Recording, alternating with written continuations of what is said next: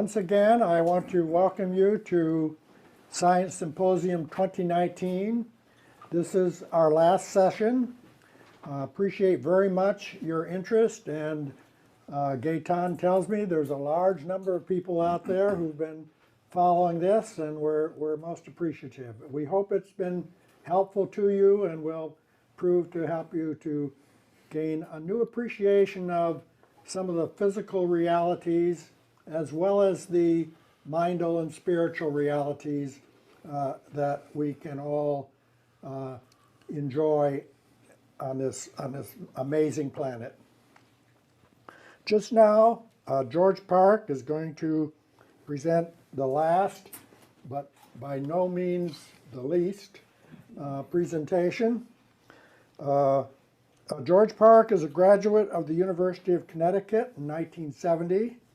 He served until 1980 as Executive Director of Eastern Connecticut Emergency Medical Services, a 501c3 organization set up under the federal initiative to train and equip EMTs and paramedics to work with hospital ERs and regional trauma centers.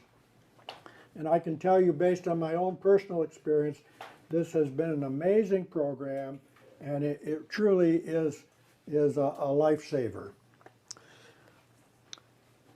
He worked at the Hartford Insurance Group as computer operating system specialist, where he invented a system for managing software development that was used across the company.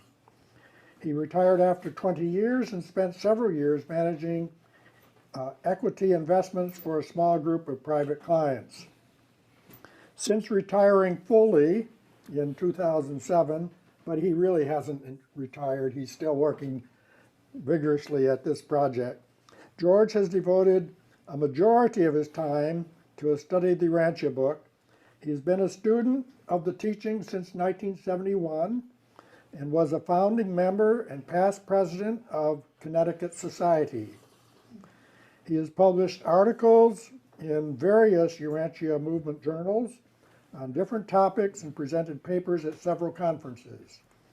For the last decade, he has focused upon a search for empirical evidence which substantiated the cosmology of the Urantia book, and his talk today will be primarily showing some of the amazing empirical evidence that he has uncovered. I give you George Park.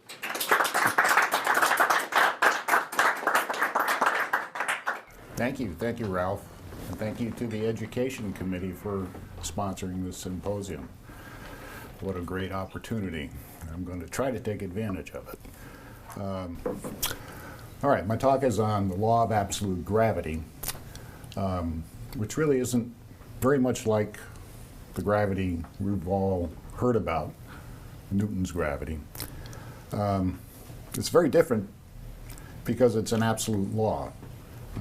It arises directly from 4 of the 7 absolutes of infinity, as outlined here. In the book's Cosmic Philosophy, the Infinite Father is the creator of the deity absolute, which acts to control the material universe. And he's also the creator of the unqualified absolute, which upholds it. So the actions and responses of these 2 absolutes are ultimately unified by the universal absolute in the manifestation of absolute gravity of paradise. So the law of absolute gravity is directly responsible for the universal revolution of everything around paradise. Go down here. So universal revolution creates a revolving model of the universe. And it's arranged in an orderly manner around one center, paradise. It's completely unlike the expanding model, which is the current model of the universe, which has no center. It's expanding, and it's basically just chaos. There's no order to it. It's like molecules in a balloon.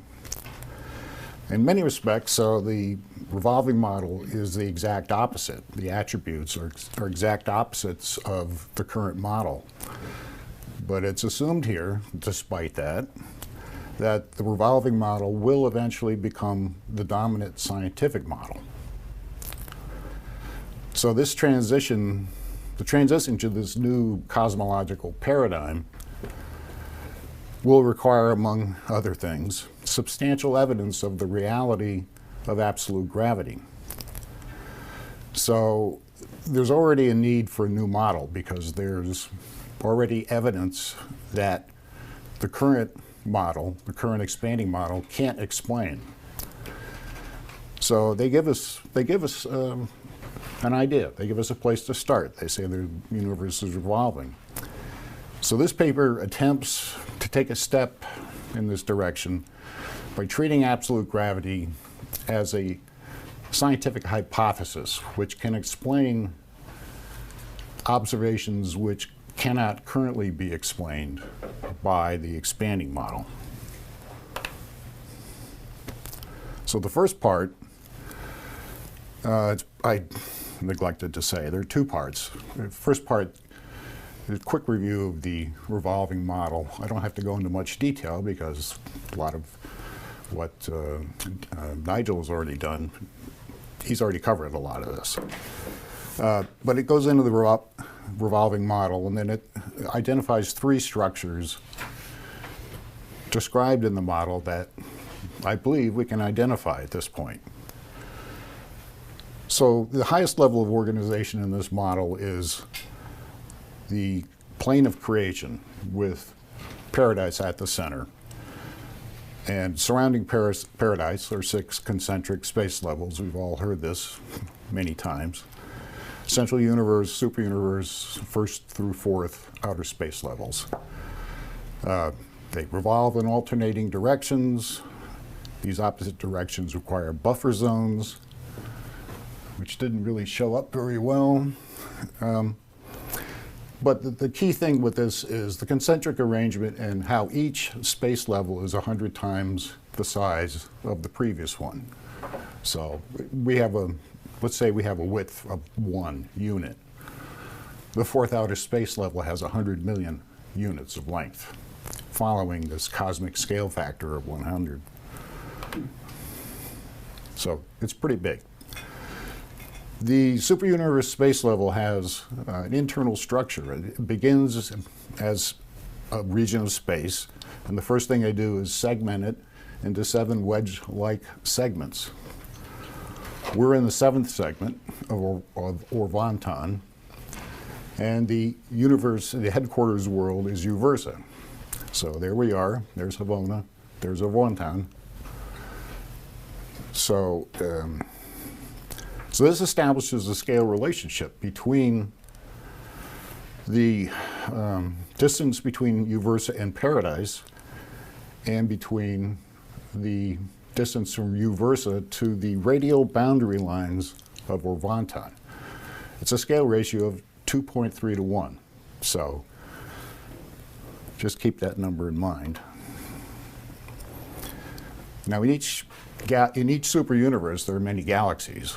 I mean, we're told that explicitly. And in any gravitational system, a majority of the mass, or not a majority, but a substantial portion of the mass has to be in the center in order for revolution to be possible. So the arrangement of the headquarters worlds forms a sort of circle which creates a ring of galaxies where the galactic density is greatest. So for this purposes of this paper, I'm going to call the ring of galaxies the central core. And in the middle of the central core is the densest part, passing over the headquarters worlds. I'm going to call that the kernel. So those are just 2 terms that are created for the purposes of identifying structure. So if it's 2.3 times this distance, let's call it the radius of Orvanton, that radius. If it's 2.3 times that distance to Paradise, then it's 6.9 times. to the far border. So we have a scale model here, but we have to connect it up to something we can observe. So we need two pieces of information: the distance to Uversa, which Tom went into in great detail, and the shortest distance from Uversa to the radial boundary line. So I'm making an assumption here, and we'll see how it plays out. But we're given the distance to Uversa. I use 200, 250,000 works fine.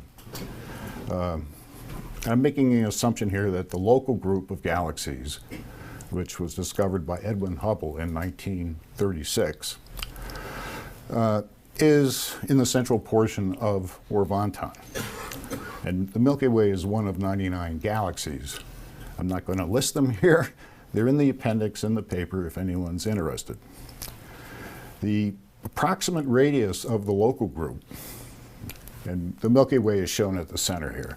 The approximate radius that encompasses all of those 99 galaxies is 4 million light years, which I've abbreviated there.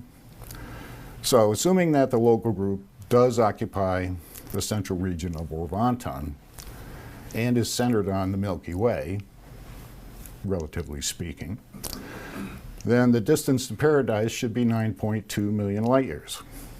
And the distance to the far border should be 27, 28 million light years.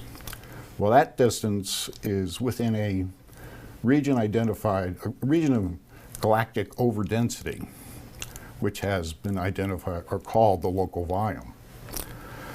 This extends out to about 32 million light years. So we have the model, we have the scale, now we've got a size. So we have some idea of where to look if these assumptions are correct. And so we should find the central core somewhere within 32 million light years.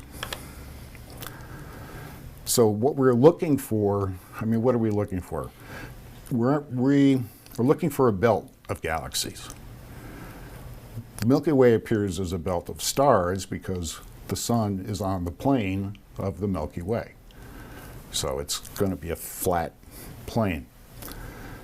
We are located near Uversa, essentially on the plane of the superuniverse space level. So when we look out at the other superuniverses, they should form a belt of galaxies. So it should be, well, we'll see. So I did this in 2007 the first time, but I updated it with a 2018 query of NASA's extragalactic database. And the thing that jumps right out at you is this belt of galaxies running along the celestial plane, celestial equator. In that linear belt, there's over 3,000, like 3,663 galaxies. It's a pretty long belt, 75 degrees long, kind of thick. And all of those galaxies were identified by the 2-degree field galactic redshift survey. So long, that's a mouthful, so I'm going to abbreviate it with 2DF. So you'll see 2DF from here on out. That survey was conducted between 1997 and 2002 in Australia, by the way.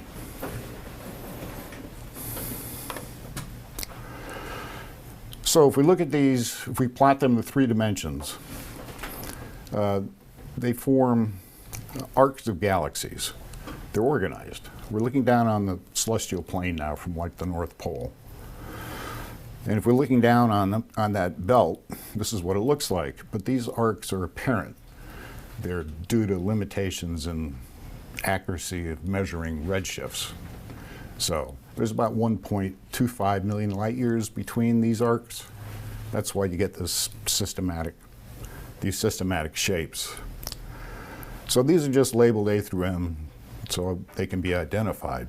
So what we're looking for is one of these arcs, if we're right, if the assumptions are right, one of these arcs will have a much higher galactic density than the other arcs. And I won't go into the details, but the G arc, the one labeled G, obviously has the highest density, and the density systematically decreases on either side, which is what we would expect. So we can say the G arc is the kernel. If we extend the G arc, the form of it, it forms a circle, and the circle passes right over the Milky Way. And the circle has a radius of 9 million light years, which is pretty close to 9.2 million light years that we expected. So the planar alignment of the galaxies in the belt, the galactic density, the general form, and the center at a distance of 9 million light years substantially confirms the G arc is the kernel, which, okay. Now, if we look at this in a cross-section, we want to get the average density in the belt, so we look at it look at the galaxies in terms of their distance from paradise and how far above or below the plane they are. We just count up all the galaxies.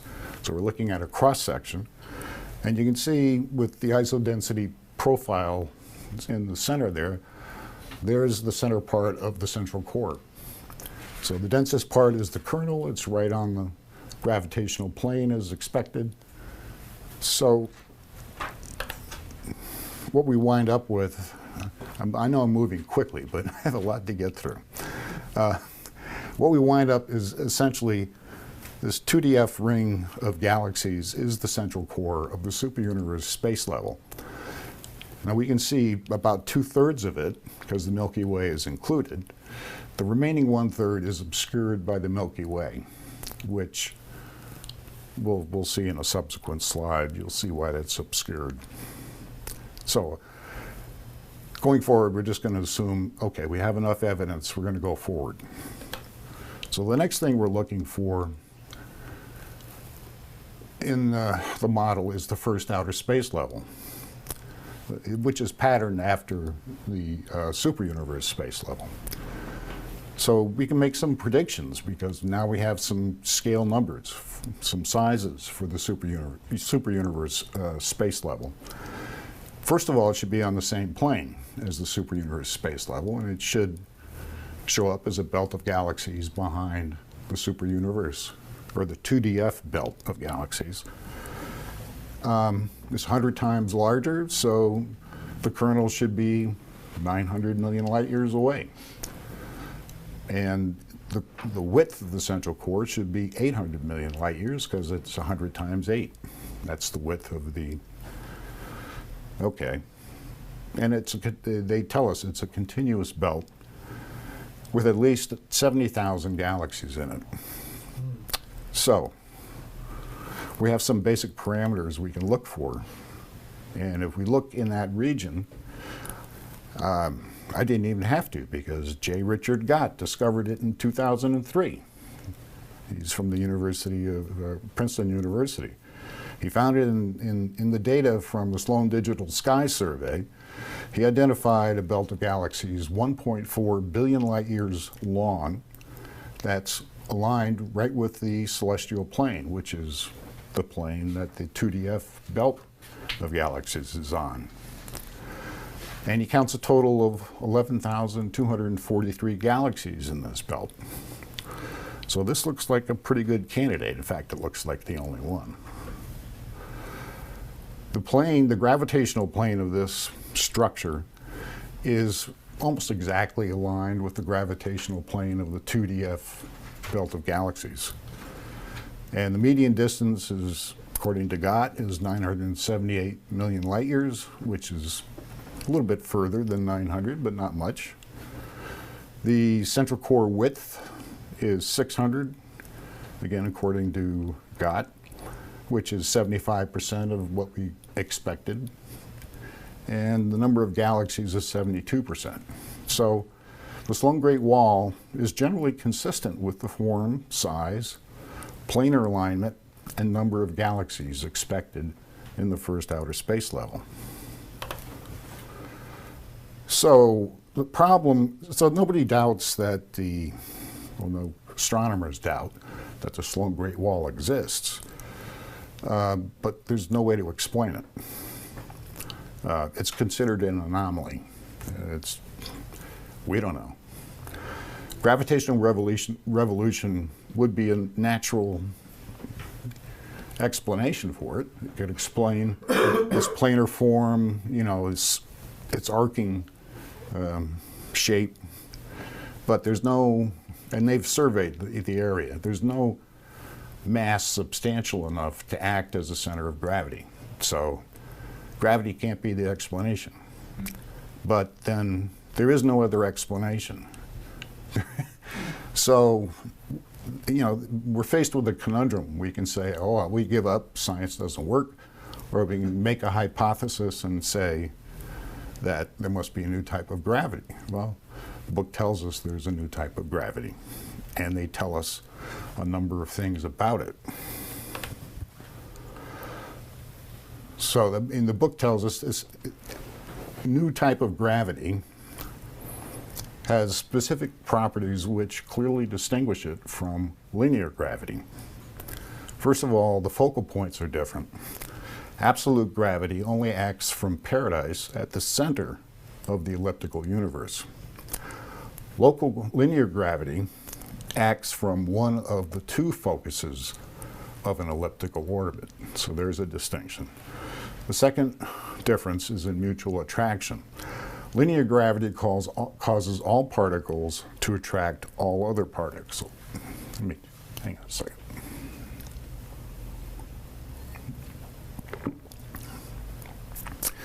So linear gravity has mutual attraction.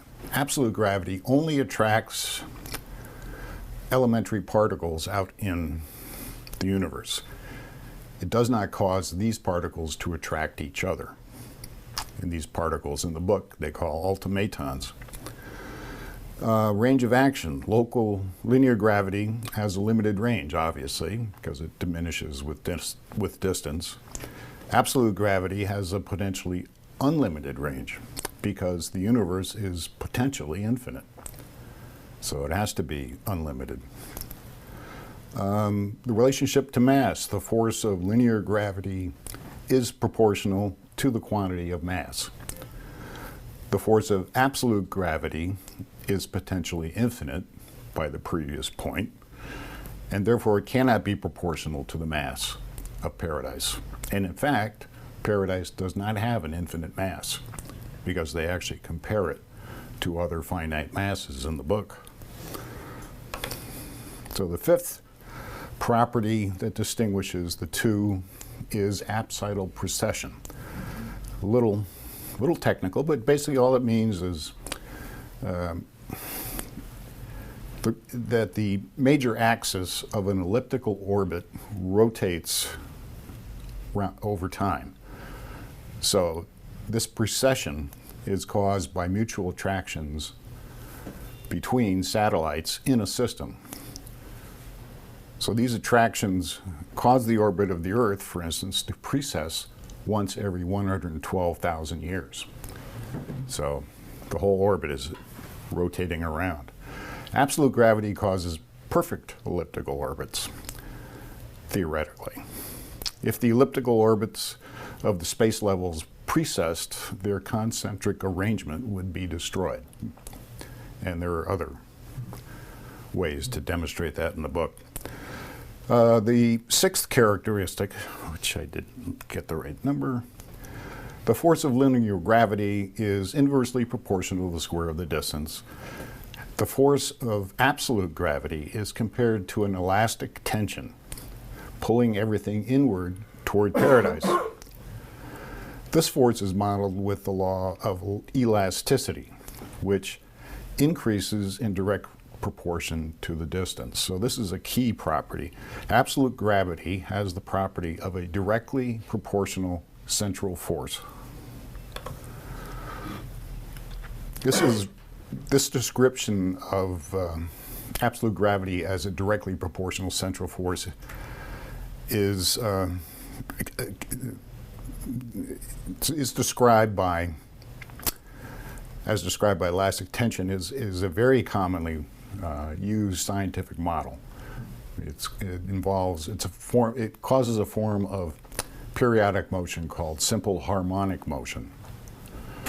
And the first and most, to me, important thing about simple harmonic motion is that's how time is scientifically measured.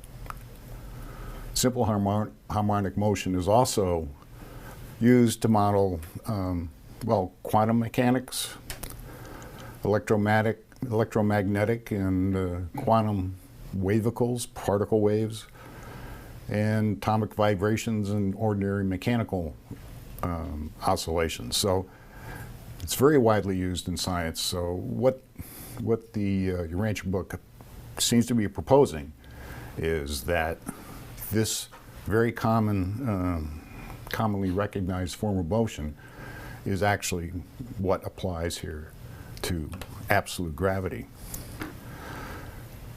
But let's go through the list and check off and see if we've got everything. But before we do that, we have to consider that both absolute gravity and linear gravity share a seventh and essential property, which is the ability to support stable orbits. In other words, you got to have stable orbits to have universal revolution. We look in the only one who's really considered this whole issue of this type of central force was Newton in his Principia. And he gives a geometric proof that a directly proportional central force, what we're looking for, acting from the center of an ellipse, supports stable periodic orbits. Okay, we can check off, 3 items right there. If we look at the actual formula for elastic force, it's just directly proportional to the distance. There's no theoretical limit. And it doesn't have anything to do with the masses at either end of the elastic tension. It doesn't matter what the masses are. It's the tension between the two. Then we come to the issue of apsidal precession, and Newton actually looked at this too.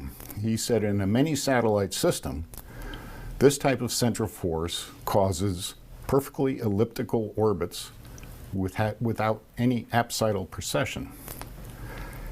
Well, the reason why that occurs is because there's no mutual attraction between the satellites.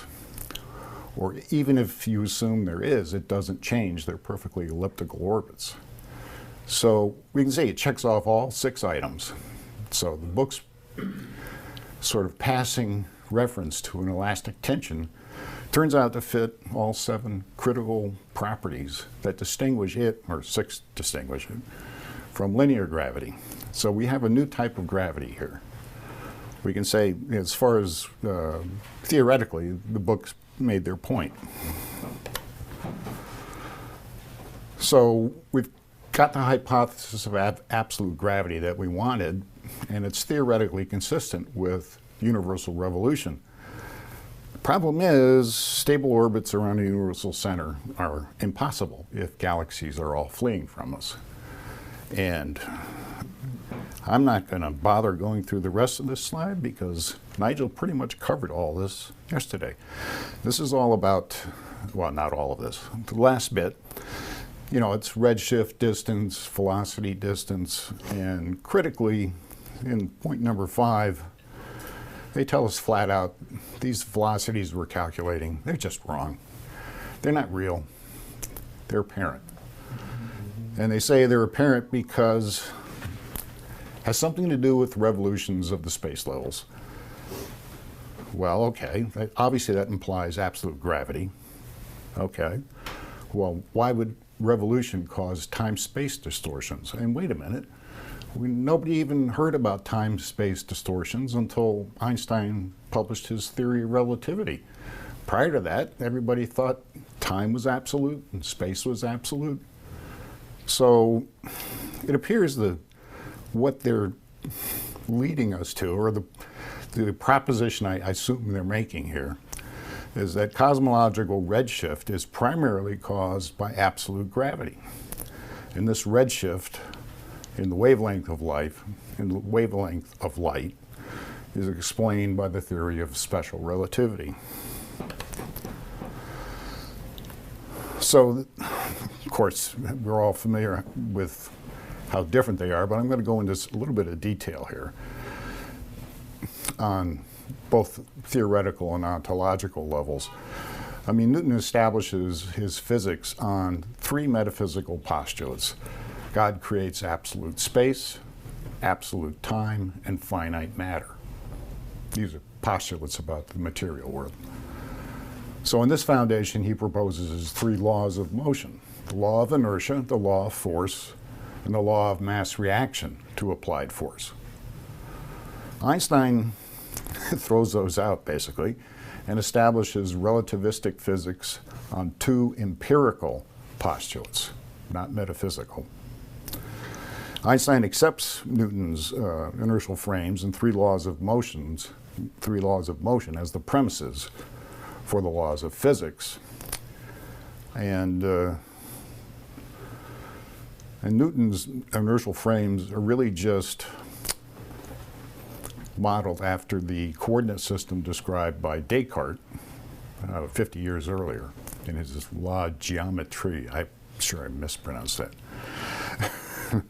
He rejects Newton's metaphysical postulate of absolute space, by which Newton attempts to endow these frames with inertia, connecting them to the world.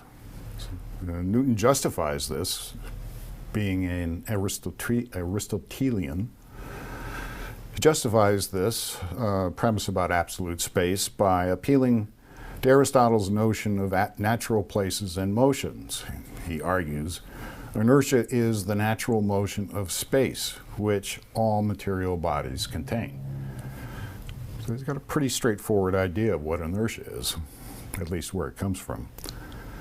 Einstein's inertial frames are ideal Cartesian forms without any inherent relationship to either inertia or space.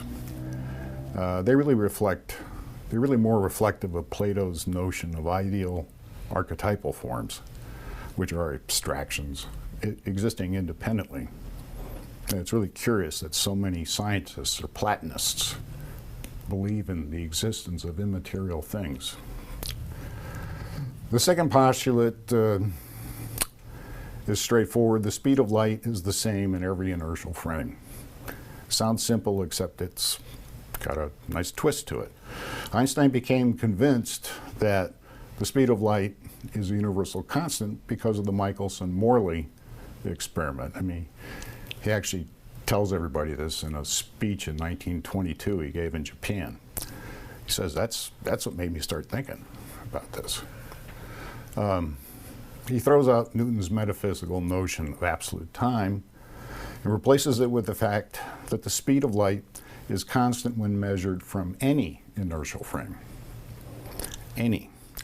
So in Newton's physics, the speed of a photon emitted in a moving frame is different when it's measured from a stationary frame, because moving had the velocities. In Einstein's physics, the speed of a photon in a moving frame is exactly the same. You might even say absolutely the same, whether it's measured in the moving frame or from some other unmoving frame. So relativity is based on an absolute premise. Therefore, Einstein concludes the rate of time in a moving inertial frame must change because a photon's measured speed is identical in two frames between which there is a relative motion. So he developed the whole theory of special relativity mathematically, just essentially from that postulate, the second postulate. And this idea of velocity causes time dilation, and this slowing down of time refers to time as it is scientifically measured, not to time as it is experienced. In other words, this is slowing down relative to another frame. So time is scientifically measured by periodic cycles of simple harmonic motion And atomic vibrations exhibit simple harmonic motion. So we can use that to measure time. So a second of time equals an exact number of cesium atom vibrations in an atomic clock. In fact, it's defined that way internationally. Velocity decreases this number in a moving clock, as measured from a stationary clock. So this lesser number of vibrations means a clock on a spaceship ticks more slowly than one on Earth. Time in a moving inertial frame passes more slowly than in a stationary frame, from which all physical processes measured in the moving frame are measured to have longer durations. So an observer on the spaceship does not notice any change in how long it takes for things to happen. Everything takes the same amount of time it took when they were back on Earth before they took off. But if these same processes in the spaceship are measured from the Earth, they all have longer durations, which is what these little clocks are supposed to represent. So special relativity's description of the changes in time caused by velocity have been thoroughly tested, and no one doubts them anymore. So there's no reasonable doubt that this is a real phenomenon. A couple of years after Einstein published Special Relativity, he was writing a monograph trying to summarize it, and it occurred to him that uniform acceleration is equivalent to gravitational acceleration. I mean, the inertial effects are the same, one way or the other. Either if you're on an accelerating spaceship, you feel the inertial effects that you would feel if you were parked in orbit above the Earth at the appropriate distance. You'd feel the same inertial effects. So he said, oh, they're equivalent. This is like his light bulb that went off. And he said, well, if the effects, the inertial effects are equivalent, then, well, the mass must be equivalent. The masses must be equivalent. So, all right, the masses are equivalent. And then he thought about it some more, and he said, well, if the masses are equivalent and the accelerations are equivalent, then the product of the two have to be equivalent. So the mass times the intensity of the gravitational field is the same as inertial mass times some acceleration. So the field intensity is the gravitational potential at some distance from the center of gravity. Or more precisely, a uniform acceleration is equivalent to the gravitational acceleration at some point in a field of gravitational potential. And this has direct bearing on this idea that I believe comes from the Urantia book, that this is the type of phenomenon that is responsible for cosmological redshift. So that's where we're going. So Einstein in 1907, as part of this monograph, says, well, let me do a little thought experiment here. He considers this equivalence in a thought experiment where he says, okay, let's take a system clock. We'll call it the system clock. Put it at the center of a stationary inertial frame. And then we'll take another clock and we'll put it some distance away and we'll call it the local clock. And then we'll take that inertial frame and we'll give it a uniform acceleration. And he ran the equations from special relativity and he came up with a ratio of the local time divided by the system time. And just from the simple ratio, which is shown to the far left there, system time slows down relative to local time. Depending upon the distance the local clock is from the system clock. So whereas velocity creates a uniform time field where time is the same everywhere in an inertial frame that's stationary, or excuse me, in motion, acceleration creates a time field gradient where it's not the same everywhere. Time dilation is greatest at the center of the inertial frame. So you've got a gravitational potential gradient, which leads to a time field gradient. And that happens because the gravitational or the field potential is a vector field. It defines the potential energy and direction that will occur if you put something there. So by the equivalence principle, gravitational acceleration creates a vector field potential, which causes a time field gradient. And the gravitational potential of linear gravity is given by Formula 4, and it creates a time field gradient where time dilation is greatest at the center. Same as with the example in the thought experiment of the system clock. And the ratio of clock times, local clock over system clock, is identical to the redshift ratio of observed over emitted wavelengths, or redshift. That's the definition of redshift. So gravitational potential causes redshifts that are inversely proportional to the distance. So how can we visualize this? This abstract idea of field potential radiating outward from a center, we can visualize that by plotting the field potential against the distance from the center. So, because any field potential, whatever the cause, is just accelerations times distance. And for a constant velocity, as in Einstein's thought experiment, potential is proportional to distance directly.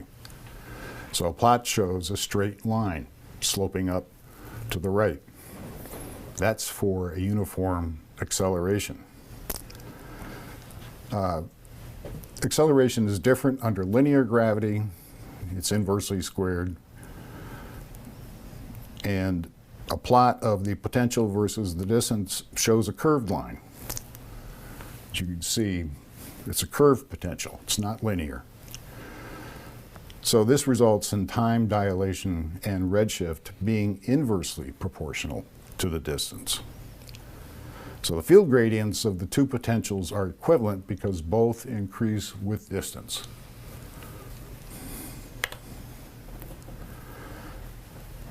So now if we take that two-dimensional representation of field potential and rotate it through 360 degrees, we get a couple of pictures. On the left we have what's called a gravity well for linear gravity, which just shows how the potential changes as you're moving out along a plane. So as your distance along the plane increases, this is how the potential changes. And this is actually considered, this surface on the left here is actually a representation of what is meant in general relativity by curved spacetime. It's non-Euclidean. In other words, the shortest distance between 2 points is not a straight line. It's along the geodesic, the curved line. On the right, for a linear potential, it's very simple. It creates a cone shape. So proceeding outward from the system clock on the right side or the left, right side or the left, time contracts and light is blue shifted. Moving inward from the local clock, time is dilated and light is redshifted. So if the first on the left, if that's a representation of curved spacetime, on the right is a representation of flat spacetime, what is sometimes referred to as Minkowski spacetime. Well, that's a lot to go through, but I mean, it works. I mean, you know, Einstein used that equation he developed in 1907 to prove that light emitted from the surface of the sun is redshifted by about 2 parts in a million. It works. His time dilation equation, which was number 4 in that previous list, is currently used in the global positioning system to correct for relativistic effects of time contraction occurring due to the fact that GPS satellites are 12,000 miles above the Earth, where time runs a little faster. In fact, it runs 46 microseconds faster every day, which is a huge difference. If that wasn't corrected for, GPS would be worthless. It's that significant. So we can say there's no reasonable, I believe we can say there's no reasonable scientific doubt that centripetal acceleration creates a field of gravitational potential which causes time dilation and redshift. Okay, we're finally there. We're ready to talk about absolute gravity. All right, so Einstein establishes as a general case that acceleration causes time dilation and redshift. Linear gravity was a specific instance of that general case. So is absolute gravity.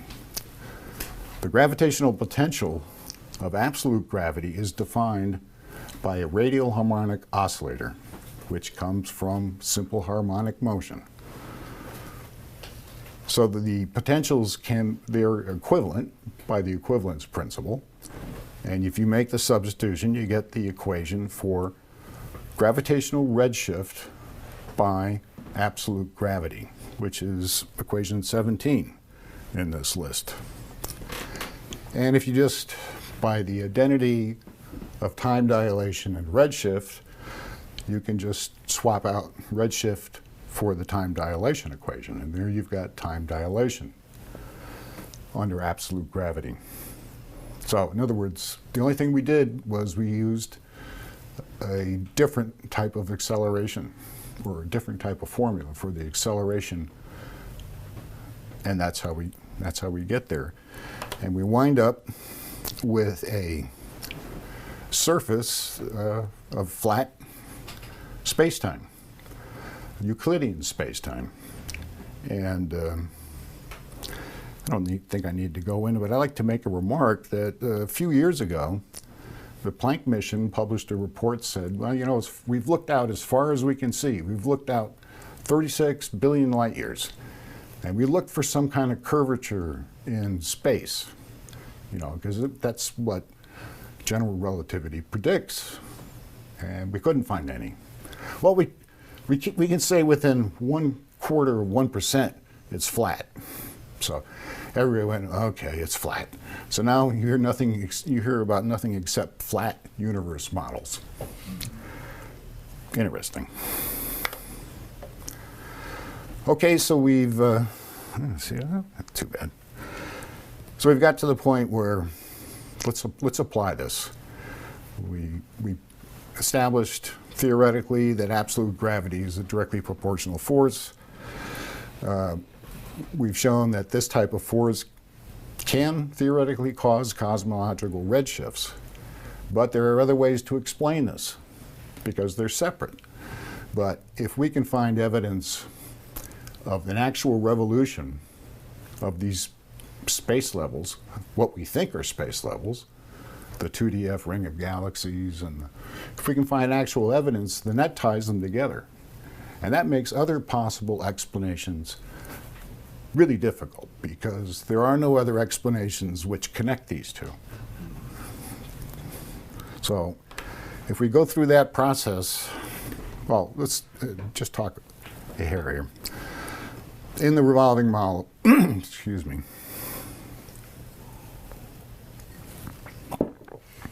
In the revolving model, the Milky Way is 9 million light years from paradise, so we know the distance. The Milky Way has a redshift or it doesn't have a redshift. It has a distance, and since we know the cosmological redshift is caused by gravitational potential, Milky Way has a redshift equal to a distance of 9 million light years. That's key. In other words, astronomers always measure redshift going away from us, or relative to us. This is redshift measured relative to paradise, to us. Completely different, opposite direction. So we got those two pieces of information, and so we should be able to predict or calculate what we think the orbital velocity should be, because we can take the gravitational redshift equation and rearrange it and find the acceleration, and then we can find the angular velocity squared, and then we can find the actual predicted velocity of 261 kilometers per second. So there was no way to check this prediction until, I don't know, about 10 years ago. There was a major study in 2007 which found that the Milky Way has a velocity of 259 kilometers per second in a volume with a radius of 130 million light years, which is referred to as the local velocity field, just another name. The study named this velocity the local velocity anomaly because its cause can't be clearly identified. This velocity is within 0.8% of 261 kilometers per second. Its direction is within 1.9% of being parallel to the plane of the 2DF belt of galaxies, 2DF ring of galaxies, and within 12.1% of being perpendicular to paradise. It pretty much matches. And it establishes the principle that absolute gravity can calculate the paradise orbital velocity of any galaxy, because cosmological redshift is directly proportional to distance from paradise. So we can say that's been demonstrated. So it might be helpful to go back and consider what the explanation is under the standard model. So the explanation for cosmological redshift in the expanding model begins with general relativity, but then you've got a whole list of unverifiable assumptions which are absolutely essential in order for it to work. The universal curvature of spacetime has to be a certain way. The universe has to originate in a gravitational singularity. There has to be a Big Bang initiated somehow. The origin of the microwave background has to be explained as coming from last scattering. The nature and existence of dark matter, cosmic inflation, dark energy, none of these can be verified.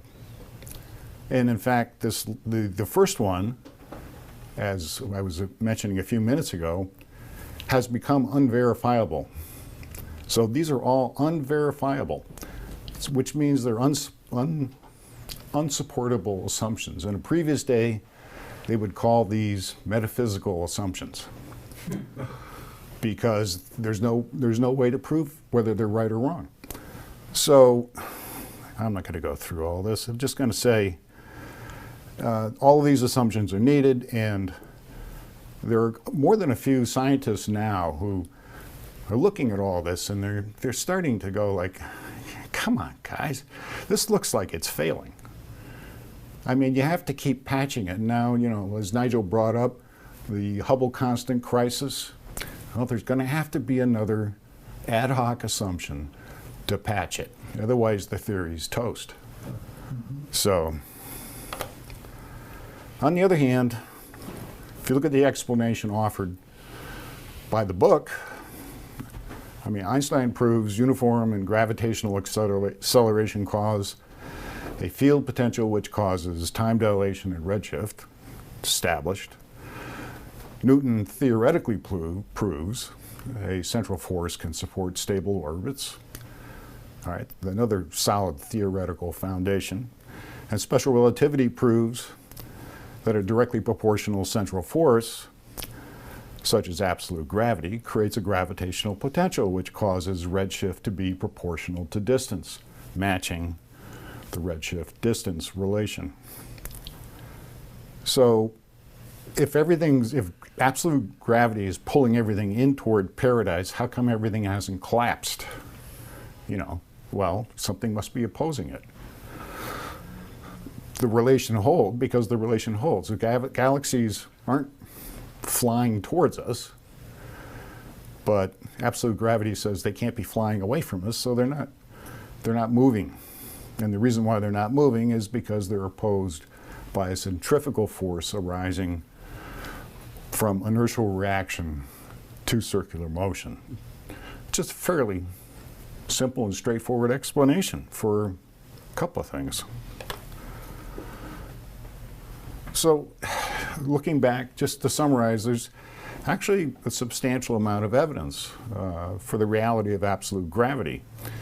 The ability to explain the redshift distance relation in terms of paradise gravitational potential is theoretical evidence of the reality of absolute gravity. The 2DF ring of galaxies and the Sloan Great Wall are structural evidence for the universal gravitational revolution caused by absolute gravity. The redshift distance relation is relativistic evidence of the universal gravitational potential created by absolute gravity. The Milky Way's orbital velocity is dynamic evidence of the universal action of the acceleration of absolute gravity. And finally, the co-location of the centers of revolution, potential, and gravity is substantial evidence of the reality of paradise. So I'm going to leave you with this last thought, which was very recent, so I offer it as a hypothesis. The master universe is composed of transcendental space levels. And we're told that space is an absolutely ultimate reality. Since ultimate realities transcend time, we can infer that space transcends time. However, space is measured by time, not time by space. Time dilates in direct proportion to the distance from paradise. Time in the first outer space level slows down relative to time in the superuniverse space level. It dilates further in the second outer space level, and so forth. So that we're told that the concept of the master universe is a transcendental concept. Since space is measured by time, the master universe appears to be segmented into 6 concentrically arranged time spaces caused by the paradise gravitational potential. There's no time or space on paradise, but the absolute of time is eternity, and paradise is eternal.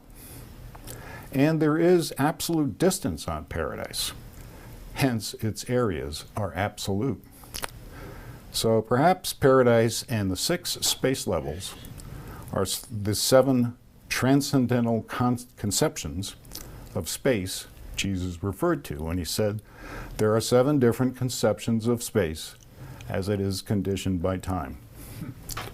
There's something to think about. That's, my presentation.